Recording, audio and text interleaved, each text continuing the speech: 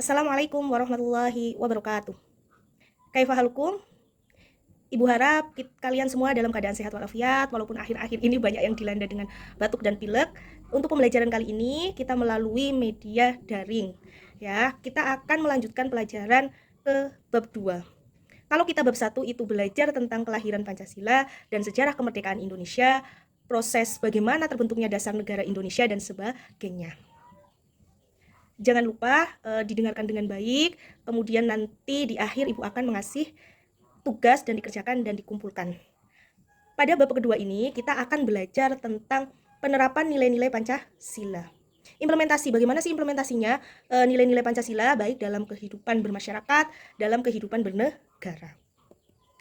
Pancasila, sama-sama kita ketahui, ada berapa sih sila dalam Pancasila? Sesuai dengan namanya, Panca itu artinya 5. Jadi, Pancasila ini mempunyai 5 sila. Yang pertama adalah, sila pertama apa? Ya, ketuhanan yang Maha Esa. Lambangnya adalah bintang. Sila kedua, lambangnya rantai. Ya, ini menggambarkan bahwa hubungan antara sesama manusia, baik laki-laki maupun perempuan, yang saling membantu satu dengan lainnya. Kemudian, sila ketiga, ini lambangnya apa? Lambangnya pohon beringin. Kenapa sih lambangnya pohon beringin? Filosofinya, pohon beringin itu memiliki akar yang menggantung pada rantingnya. Hal itu menunjukkan bahwa Indonesia adalah negara kesatuan, namun memiliki berbagai latar belakang suku, agama, budaya, dan sebagainya. Ya. Kemudian untuk sila keempat, ini lambangnya kepala banteng. Ya.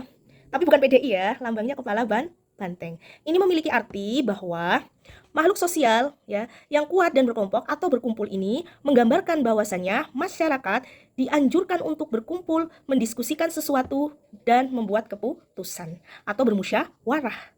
Kemudian sila yang kelima ini lambangnya padi dan kapas. Berarti persamaan sosial, tidak ada perbedaan kesenjangan sosial ataupun ekonomi antara satu dengan yang lainnya. Jadi ini persamaan sosial, tidak memandang dari status sosial seseorang, tidak memandang status ekonomi, semua ya sama. Ini ya kayak kalau dalam Islam itu kan di tujuan diciptakannya adanya laki-laki, adanya perempuan, adanya berbangsa-bangsa dan bersuku-suku, itu untuk saling mengenal ya. Di mata Allah yang membedakan itu hanya ketakwaannya. Ya, itu 5 sila Pancasila dan lambangnya. Ibu kira kalian sudah hafal karena ini pelajaran di SD sudah diulang-ulang beberapa kali. Kayaknya kalau nggak salah dari kelas 4 sudah mempelajari lambang. Ingat, sila pertama itu lambangnya bintang, sila kedua lambangnya rantai, sila ketiga lambangnya pohon beringin, sila keempat lambangnya kepala banteng, dan sila yang kelima lambangnya padi dan kapas. Selanjutnya, makna nilai-nilai makna sila-sila dalam Pancasila. Kan ada 5 sila: ketuhanan yang Maha Esa, kemanusiaan yang adil dan beradab, persatuan Indonesia, kerakyatan yang dipimpin oleh hikmah kebijaksanaan dalam permusyawaratan perwakilan, keadilan sosial bagi seluruh rakyat Indonesia. Apa sih makna sila-sila Pancasila? Apa saja maknanya? Sila yang pertama bermakna mengakui adanya Tuhan yang Maha Esa dan menjalankan ibadah sesuai dengan agama dan kepercayaannya masing-masing. Ya. Kemudian, makna sila yang kedua adalah menjunjung tinggi nilai-nilai kemanusiaan, memperlakukan sesama manusia dengan adil dan beradab. Adil dan beradab. Yang ketiga, menjaga persatuan dan kesatuan bangsa Indonesia, serta mengutamakan kepentingan bersama di atas kepentingan pribadi atau golongan. Itu makna sila yang ketiga. Jadi mengutamakan kepentingan bersama daripada kepentingan pribadi atau golongan. Yang keempat, makna sila keempat adalah mengutamakan musyawarah untuk mencapai mufakat dalam mengambil keputusan demi kepentingan bersama. Adanya musyawarah, tujuannya mencapai mufakat atau kesepakatan, ya. Dan kesepakatan itu tujuannya adalah untuk kepentingan bersama, bukan kepentingan perorangan atau elit politik. Kemudian, makna sila yang kelima adalah menciptakan keadilan sosial bagi seluruh rakyat Indonesia dengan mengembangkan sikap dan perbuatan luhur dengan cara kekeluargaan dan gotong royong. Adanya keadilan sosial, ya, bagi seluruh rakyat Indonesia, tidak hanya kepada kalangan elit, tidak memandang status sosial seseorang. Jadi maknanya sila yang kelima adalah menciptakan keadilan sosial untuk seluruh rakyat Indonesia tanpa terkecuali, tanpa memandang ras, golongan, suku, dan sebagainya. Sampai sini ada yang kurang jelas? Ya, nanti bisa ditanyakan di akhir sesi. Oke, yang selanjutnya penerapan nilai-nilai Pancasila. Yang kita akan bahas pada bab kali ini, penerapan nilai-nilai Pancasila dalam kehidupan bermasyarakat dan dalam kehidupan bernegara. Sila yang pertama, ya, ketuhanan yang Maha Esa. Contoh penerapannya di dalam kehidupan masyarakat, yang pertama, beribadah dengan tertib tanpa mengganggu agama lain. Toleransi, ya, harus bertoleransi, ya. Kita itu, tapi ingat pesan ibu selalu, kita toleransi itu hanya pada perbedaan, bukan pada penyelewengan. Yang kedua, menghormati orang lain yang berbeda keyakinan atau berbeda agama dengan kita. Misal, kita punya teman beragama lain. Dalam agamanya itu tidak boleh makan daging sapi. Malah kita ajak makan bakso sapi, kita paksa-paksa dia suruh makan. Nggak boleh seperti itu. Itu namanya tidak menghormati orang lain yang berbeda agama dengan kita. Kemudian menjaga ketenangan lingkungan ketika orang lain melakukan ibadah.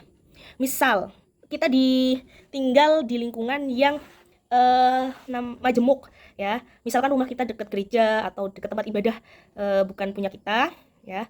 Kalau misal, ya, tanggal 25 mereka merayakan Natal dan sebagainya, kita harus menjaga ketenangan. Nggak mereka lagi beribadah, kita gebir-gebir motor di depan rumah kita, padahal rumah kita dekat dengan gereja. Kemudian, contoh penerapan yang keempat adalah menghindari perilaku yang bersifat mencela agama orang lain. Hati-hati dengan lisan kita. Jangan sampai karena lisan kita ini nanti jadi perpecahan umat, ya, perpecahan umat. Ya, kita toleransi saja, ya. Biarkan yang jadi keyakinan mereka ya jadi keyakinan mereka, yang jadi keyakinan kita ya jadi keyakinan kita. Lakum dinukum wali yadin. Bagikulah agamaku, bagimulah agamamu. Oke, selanjutnya, bagaimana penerapan sila kedua dalam kehidupan bermasyarakat? Ya, sebenarnya bisa jadi kita semua tuh sudah melaksanakan. Kalian di masyarakat sudah biasa melihat atau bahkan menjadi subjek yang sudah mengamalkan Pancasila sila kedua ini. Sila kedua, contoh penerapan sila yang kedua, menghormati hak-hak dan kewajiban antar sesama anggota masyarakat. Ya, menghormati hak dan kewajiban antar sesama anggota masyarakat. Ya, jangan senangnya nuntut hak, lupa kewajiban. Itu nggak boleh, senangnya nuntut hak tapi lupa kewajiban. Kemudian mengakui persamaan derajat setiap hak dan kewajiban manusia. Tidak membeda-bedakan suku, ras, bangsa, dan agama. Ya, kalau di sini sih di kelas kalian kan sukunya Jawa semua, ya. Nanti kalau misalkan kalian merantau atau misal kalian berkesempatan sekolah dengan yang berbeda suku, ras, bangsa, itu jangan dibeda-bedakan. Misalkan jangan membeda-bedakan antara kulit hitam, kulit putih, jangan membedakan yang rambutnya keriting dengan yang rambutnya lurus, jangan membeda-bedakan karena kita beda suku, beda agama, nggak boleh. Kemudian, contoh yang selanjutnya adalah mengembangkan sikap peduli dan tolong-menolong. Ya, kita peduli, empatilah kepada sesama, ya, dan tolong-menolong. Tapi ingat, tolong-menolong itu hanya pada kebaikan dan berbuat takwa. Jangan tolong-menolong dalam kemungkaran. Ya, tolong-menolong dalam kebaikan. Jangan tolong-menolong dalam kemungkaran. Contohnya gimana? Contohnya, kalian ngasih jawaban, ngasih contekan saat ujian atau mengerjakan tugas dari Bapak Ibu guru, itu namanya tolong-menolong bukan dalam kebaikan. Oke, selanjutnya tidak memaksakan kehendak pada orang lain. Jangan dipaksa-paksa, ya. Kemudian bersikap empati terhadap sesama, terutama saat ada bencana dan musibah, ya. Empati kayak seolah-olah kita merasakan apa yang mereka rasakan. Kayak gitu, kita empati. Ya, peduli. Kemudian untuk sila yang ketiga adalah rela. Sila ketiga, contoh penerapan dalam kehidupan masyarakat yang pertama adalah rela berkorban demi kepentingan sosial di masyarakat. Kepentingan sosial itu gimana? Ya, kepentingan untuk umum.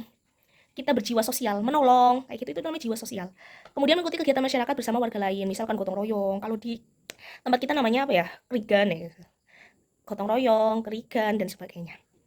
Ya, saling tolong menolong antar anggota masyarakat, saling tolong menolong. Ketika tetangga kita butuh bantuan, kalau kita bisa kita tolong, kayak gitu, ya. Bersama-sama menjaga nama baik lingkungan masyarakat. Jangan bikin gaduh di masyarakat. Gimana contohnya bikin gaduh? Ibu contohkan, misal ya, di suatu lingkungan, ya, si A ini menjadi pencuri, ketangkep, kemudian bikin gaduh, bikin lingkungan itu tuh terkenal dengan ketidakbaikan.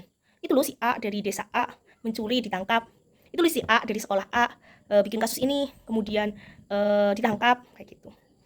Tidak boleh seperti itu. Kemudian tidak melakukan perbuatan yang merugikan masyarakat. Selanjutnya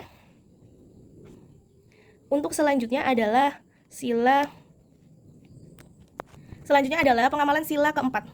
Menyelesaikan masalah di masyarakat, ya, dengan musyawarah. rembugan ya. Contoh yang kedua menghormati pendapat orang lain dalam bermusyawarah.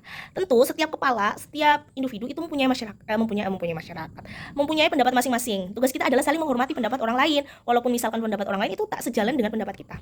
Manusiawi, setiap kepala itu punya pandangan masing-masing, punya perspektif masing-masing ya. Tugasnya kita adalah saling menghormati. Kemudian musyawarah untuk mencapai mufakat ya, diselimuti dengan semangat kekeluargaan. Ya, namanya musyawarah ya, nanti itu di situ tuh terjadi banyak perdebatan, ada pendapat yang ini, pendapat yang itu, yaitu hal yang lumrah saja ya. Tapi jangan sampai kotok-kotokan, jangan sampai berkelahi karena perbedaan pendapat. Selanjutnya, menerima dengan lapang dada jika pendapat kita tidak disetujui. Ya udah, kalau memang pendapat kita dalam forum tidak disetujui, ya memang itu udah menjadi kesepakatan. Kita nggak bisa mementingkan ego kita. Lo pendapat aku yang paling benar kok, nggak bisa seperti itu. Kemudian bertanggung jawab melaksanakan keputusan ya hasil musyawarah warga untuk pemilihan hasil musyawarah. Melaksanakan ya hasil keputusan musyawarah walaupun kita nggak suka, walaupun itu nggak sesuai pendapat kita, ya udah yang jadi kesepakatan ya kita laksanakan. Kemudian ikut musyawarah dalam pemilihan ketua RT atau RW itu. Kemudian sila yang kelima, contohnya bersikap adil terhadap seluruh anggota masyarakat, tidak membeda-bedakan ras, golongan, kesenjangan ekonomi. Misal jangan mentang-mentang dia orang terpandang dengan kekayaan yang banyak, kemudian kita hanya condong ke dia, kemudian tidak adil kepada yang lainnya, itu nggak boleh. Menghormati hak orang lain di lingkungan masyarakat.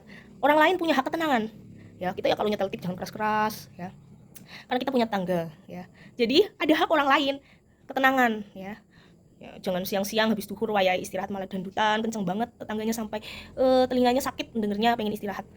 Jangan-jangan tetangganya lagi sakit malah. Kan dolim banget itu ya. Kemudian memberikan pertolongan kepada orang lain tanpa membeda-bedakannya itu. Jadi kalau menolong jangan membeda-bedakan. Saya mau nolongnya si A aja, kan dia yang berwibawa, kemudian punya pangkat di masyarakat, caper ya namanya. Nggak boleh seperti itu. Kemudian kalau misal orang yang biasa-biasa saja kita nggak tolong, ya nggak boleh. Kemudian menjaga keseimbangan antara hak dan kewajiban. Itu tadi Ibu sudah jelaskan. Jangan kita hanya menuntut hak, lupa kewajiban. Ya. Semua harus imbang. Kita tahu hak kita tahu kewajiban kita, ya udah dilaksanakan aja. Jangan kita hanya menuntut hak, terus dituntut, tapi lupa kewajiban. Menghindari sifat yang menyakiti orang lain nih. Sekali lagi hati-hati dengan lisan kita. Jangan-jangan karena lisan kita atau perilaku kita ya bisa menyakiti orang lain. Kalau urusannya udah dengan sesama makhluk, nanti kita harus minta maaf ya, sampai orang itu maafkan kita. Kemudian pemberian subsidi dan bantuan kepada warga kurang mampu. Ya ini kalau kita mampu, kalau kita belum mampu ya jangan. Ya bukan ya jangan. Kadang kan maksudnya nggak wajib kalau kita belum mampu. Tapi kan kalau bersedekah itu bisa dikala lapang dan dikala sempit ya. Ya. Mungkin itu contoh penerapan nilai-nilai Pancasila ya dalam kehidupan bermasyarakat. Oke, untuk materi pada pertemuan kali ini cukup sampai situ dulu. Thank you. Terima kasih sudah mendengarkan. Kemudian teng tong. Ya, jelaslah kalau sama Bu Titi itu selalu ada tugas ya. Oke, tugasnya tuliskan contoh penerapan nilai-nilai Pancasila dalam kehidupan bernegara. Masing-masing sila 2 contoh. Kalau tadi kan Ibu banyak banget tuh satu sila. Itu berapa? 4, 3, 5. Ya, kalau kalian cukup satu sila itu 2 contoh. Berarti ada 10 contoh ya. Ibu ulangi lagi, tuliskan contoh penerapan nilai-nilai Pancasila dalam kehidupan bernegara. Masing-masing sila 2 contoh. Oke, sekian dari Ibu. See you next time. Insya Allah di pertemuan selanjutnya udah nggak daring ya.